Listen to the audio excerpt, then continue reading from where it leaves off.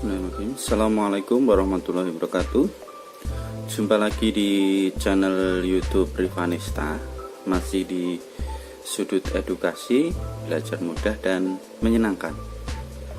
Pada kesempatan kali ini akan kita lanjutkan pembahasan soal-soal dari buku ISPS Matematika untuk SD atau MI kelas 5 ya. Yang mana buku ini memang sangat bagus sekali menurut saya ya, karena isinya yang sangat berkualitas atau berbobot ya, ringkasan materi serta soal-soal yang diberikan cukup menantang juga, yang mana kita sudah membahas atau sudah mengupas ya semua buku ini, soal-soal di buku ini mulai dari bab 1 sampai terakhir bab 5, bahkan sampai soal latihan ulangan akhir tahun. Mungkin yang masih ketinggalan bisa dilihat di playlist ya. Demikian juga untuk materinya juga sudah saya bahas satu persatu. Untuk materi mungkin bisa dilihat di rangkuman atau di materi matematika SD playlistnya, sedangkan untuk pembahasan soalnya bisa dilihat di pembahasan ISPS Matematika kelas 5, itu sudah ada playlistnya semua ya.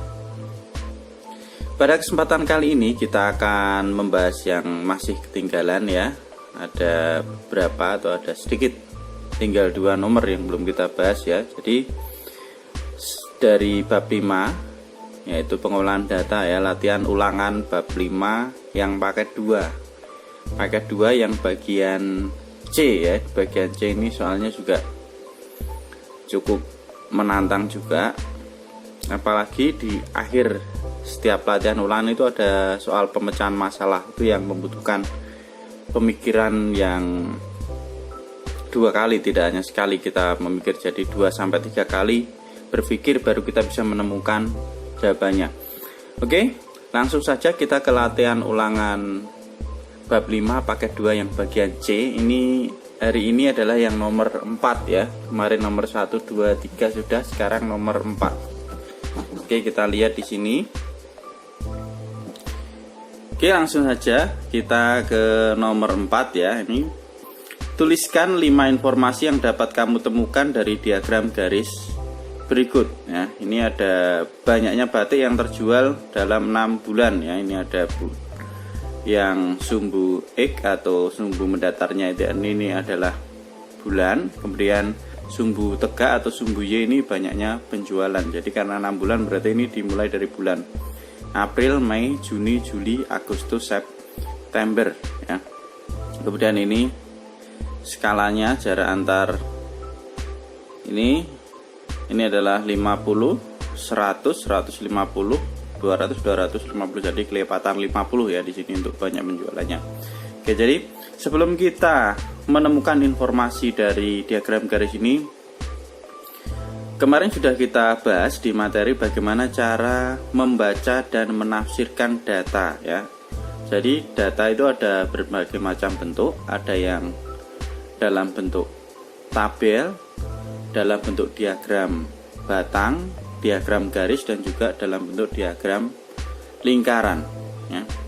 Membaca data itu berarti kita hanya membacakan apa yang tertulis di situ ya. Kita tidak membutuhkan proses 2 kali, hanya sekali kita lihat kemudian kita baca, itu namanya membaca data.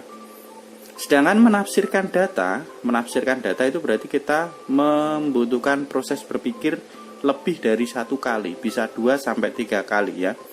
Oke, ini saya contohkan di sini ya, sebelum kita tuliskan informasinya ya. Bagaimana cara membaca dan menafsirkan data dalam bentuk diagram garis ya. Membaca data misalnya ini.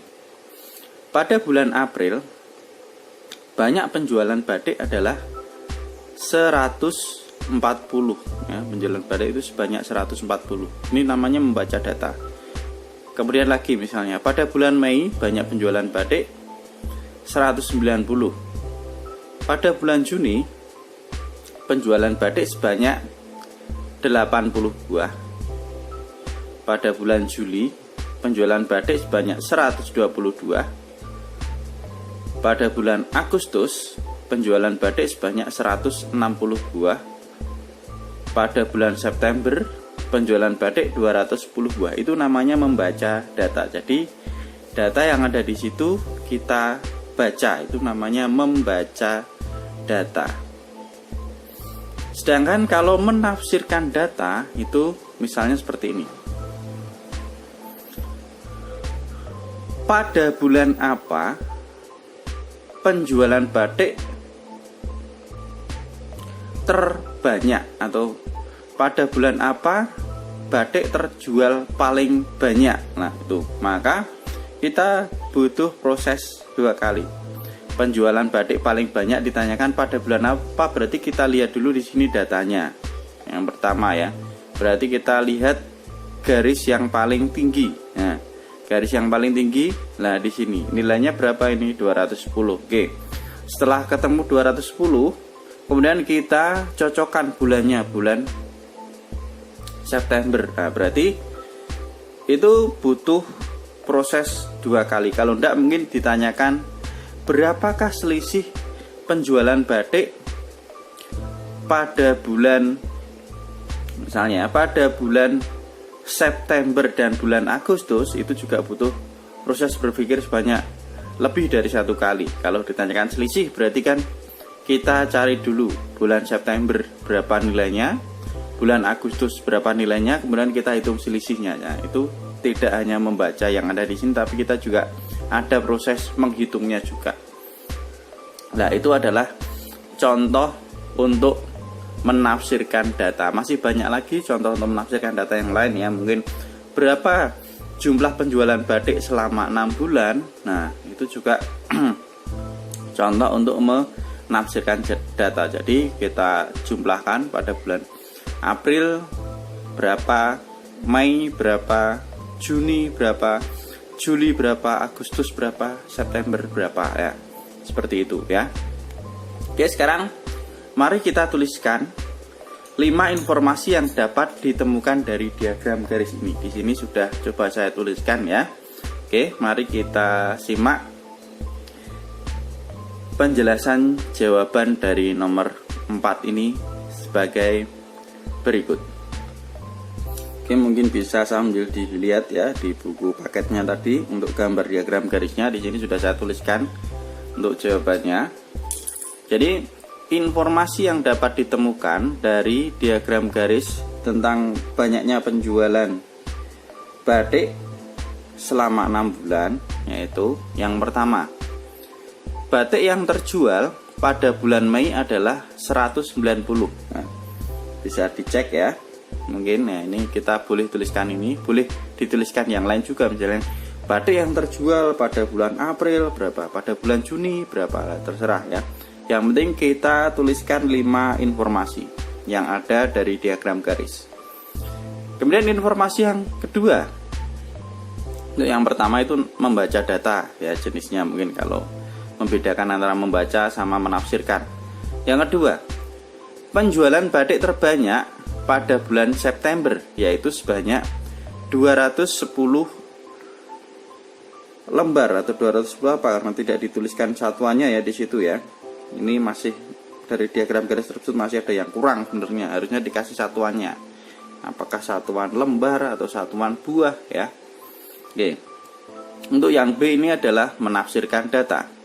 Kemudian yang C, penjualan paling sedikit pada bulan Juni, yaitu 80. Nah, ini juga contoh menafsirkan data ya, sambil dilihat diagram garisnya di buku paket. Kemudian untuk yang D, pada bulan Mei ke Juni penjualan batik mengalami penurunan, yaitu sebanyak, nah ini juga menafsirkan data ya.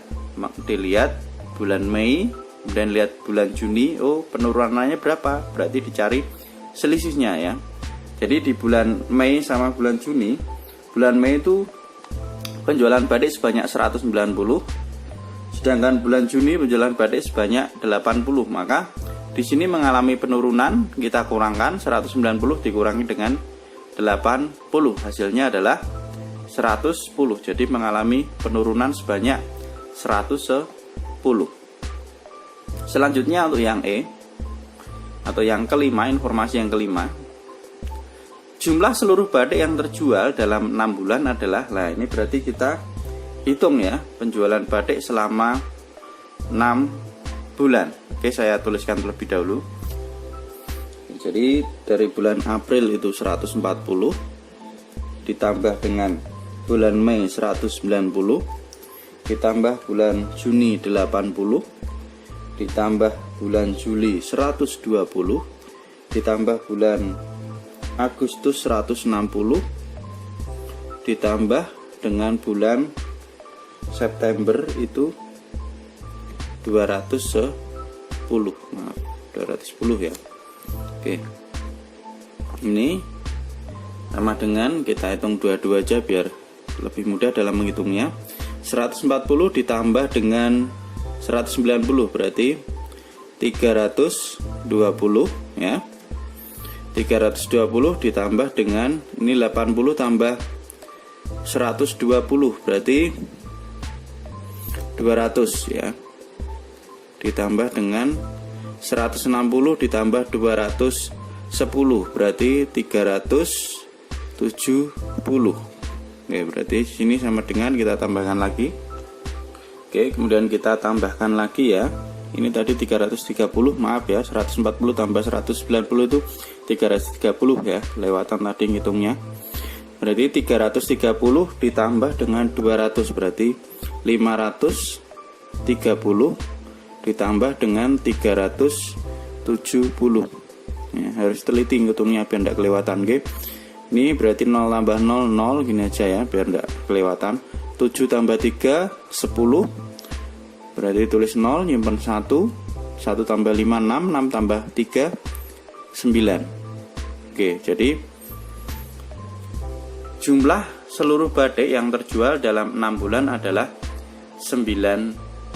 Ini adalah 5 informasi yang dapat kita temukan dari diagram garis ya. Atau mungkin saya ulang lagi. Yang pertama, banyak batik yang terjual pada bulan Mei adalah 190.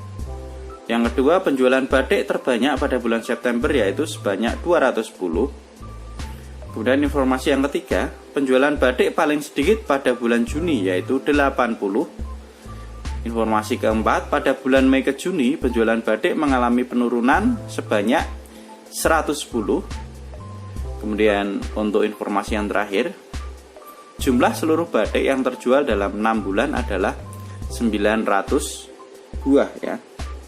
Oke, mungkin ini dulu pembahasan untuk nomor 4 ya. Untuk yang soal nomor 5 bisa ikuti terus di channel YouTube Rivanista. Mungkin yang belum subscribe bisa subscribe terlebih dahulu ya.